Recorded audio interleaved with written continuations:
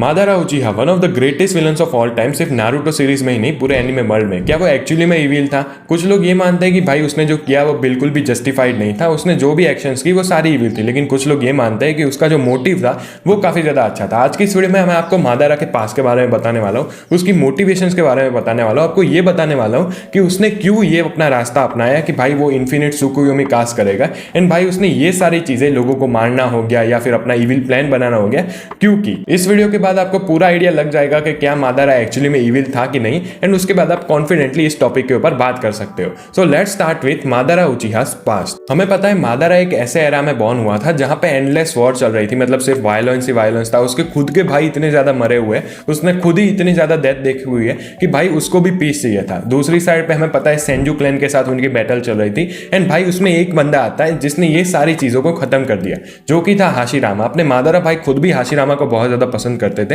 And वो खुद भी देखता था हाशिरामा को एज अ पीस आइकॉन की तरह। उसको लगा था कि भाई ये एक्चुअली में वॉर को स्टॉप करवाएगा एंड भाई एक्चुअली में पीस लाएगा। एंड हाशिरामा ऐसा करता भी है जब सेंजो एंड उचिहा क्लैन हाथ मिला लेते हैं। एंड भाई मादारा एंड हाशिरामा एक विलेज फाउंड करता है जो कि बनता है अपना लीफ विलेज। उसके बाद सब चंगा चल रहा होता है, विलेज में बहुत ज्यादा पीस होता है, इन दोनों क्लैन के बीच में बहुत ज्यादा पीस होता है एंड भाई सब लोग अच्छे से रह रहे होते हैं। लेकिन तब एक प्रॉब्लम आती है। अभी इन्होंने विलेज तो फाउंड कर लिया, लेकिन इस विलेज का लीडर कौन बनेगा, बेसिकली होकागे कौन बनेगा। हाशिरामा खुद ये चाहता था कि हम मादारा को होकागे बनाएं ताकि उचिहास के ऊपर लोग ट्रस्ट करना स्टार्ट करें। आपको पता है भाई उचिहा क्लैन की हिस्ट्री इतनी ज्यादा अच्छी नहीं है। लोग उनको कहते हैं कि भाई ये क्लैन फिल्ड विथ हेट्रेड है, मतलब ये लोग अच्छे बंदे नहीं है वगैरह वगैरह। इसलिए हाशिरामा एक उचिहा को होकागे बनाना चाहता था एंड मोर स्पेसिफिकली अपने मादारा भाई को, ताकि वो अपना ट्रस्ट दिखा सकते, उसके अलावा लोग उचिहास के ऊपर ट्रस्ट कर सके। ये था अपने बेचारे हाशिरामा भाई का मोटिव। लेकिन ऐसा बिल्कुल नहीं होता है, क्योंकि बीच में अपने रेसिस्ट तोबिरामा भाई आ जाते हैं। वो कहता है कि तू भाई उचिहा को वो बनाएगा होकागे, हम लोग मर गए क्या? कि नहीं भाई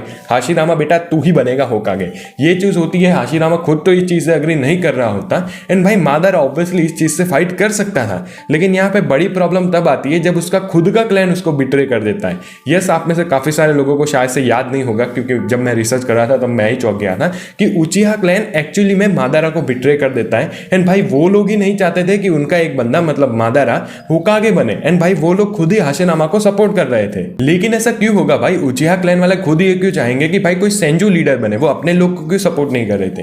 बेसिकली जैसे मैंने कहा कि मादारा भाई लड़ सकता था इस मामले के ऊपर, एंड अगर ये होता तो फिर से वॉर चल जाती उचिहा वर्सेस सेंजू के बारे में। एंड लोग भाई इस मोमेंट पे थक चुके थे, उनको नहीं चाहिए था कि हम फिर से वॉर के ऊपर जाए भाई और लोग मरे, और उनके बच्चे मरे या फिर उनके पति मरे, उनके बेटे मरे। इसलिए वो चाहते थे कि भाई ये सारी चीजों को खत्म करो। एंड दूसरा चीज ये था कि हाशिरामा को लोग एक्चुअली में ज्यादा अच्छा लीडर मानते थे, क्योंकि हाशिरामा में हमने ऑलरेडी देखा था भाई वो स्ट्रॉन्ग तो बहुत ज्यादा था, लेकिन वो अपनी पावर का मिसयूज नहीं करता था। उल्टा वो लोगों को कह रहा था कि भाई हम तुमको इक्वालिटी देंगे एंड भाई मैं गारंटी देता हूं, मतलब हाशिरामा ये कहता है कि मैं गारंटी देता हूं कि भाई उचिहास के साथ कुछ भी गलत नहीं होगा, हम और जो तुम हो हम लोग सिर्फ इक्वल ग्राउंड पे स्टैंड करेंगे। एंड भाई इसलिए लोग हाशिरामा को ज्यादा प्रीफर कर रहे थे। एंड तीसरी चीज ये भी थी कि अपने मादारा भाई का इन्फ्लुएंस काफी ज्यादा कम हो रहा था। अपने मादारा भाई उल्टा ये सेंजूस हो गए, उनके ऊपर ट्रस्ट भी नहीं कर सकते थे।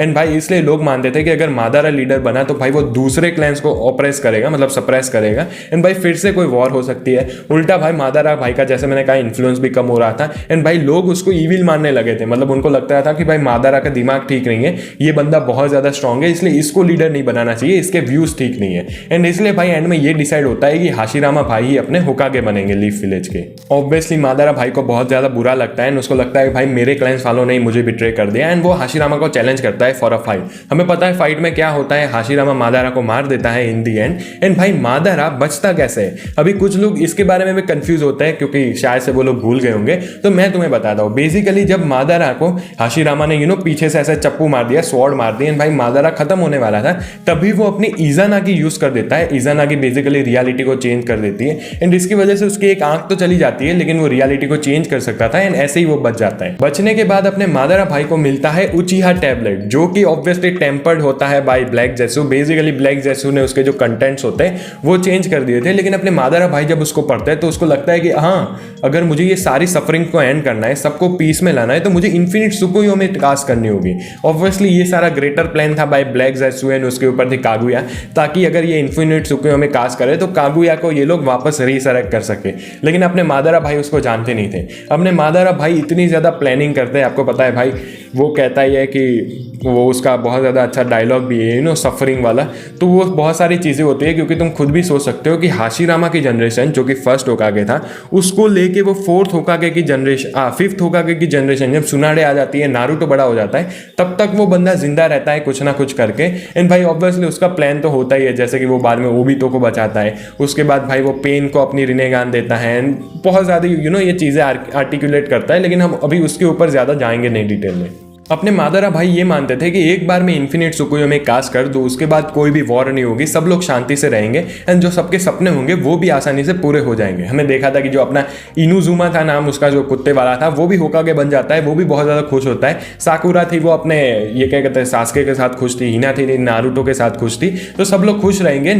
अपने मादारा भाई का ड्रीम तो यही था। लेकिन क्या ये ड्रीम एक्चुअली में नोबल था? क्योंकि इसको अचीव करने के लिए बंदे ने इतने सारे लोगों को मारा है। आपको पता है फोर्थ ग्रेड निंजा वॉर में वो इतने सारे लोगों को मारता है, उसके बाद वो फाइट आगे को क्रश कर देता है, इतने सारे 9 टेल्स होते हैं बेसिकली जो अपने क्रिएचर्स थे, उन सबको मार देता है। भाई बहुत ज़्यादा डिस्ट्रक्शन करता है। अपने मादारा भाई की फिलॉसफी ये थी कि ये डिस्ट्रक्शन ज़रूरी है ताकि जो लोग हैं उनको बाद में मैं पीस दे सकूं। लेकिन क्या ये एक्चुअली में सही था? क्योंकि इन्फिनिट सुकुयोमी एक इल्यूजन ही है, वो एक्चुअली में असल लाइफ में तो रहने नहीं वाले थे। एंड दूसरी प्रॉब्लम ये थी कि इन्फिनिट सुकुयोमी से अपनी कागुया भी वापस से रिजरेक्ट हो गई थी, एंड भाई वो ही मादारा को मार देता है।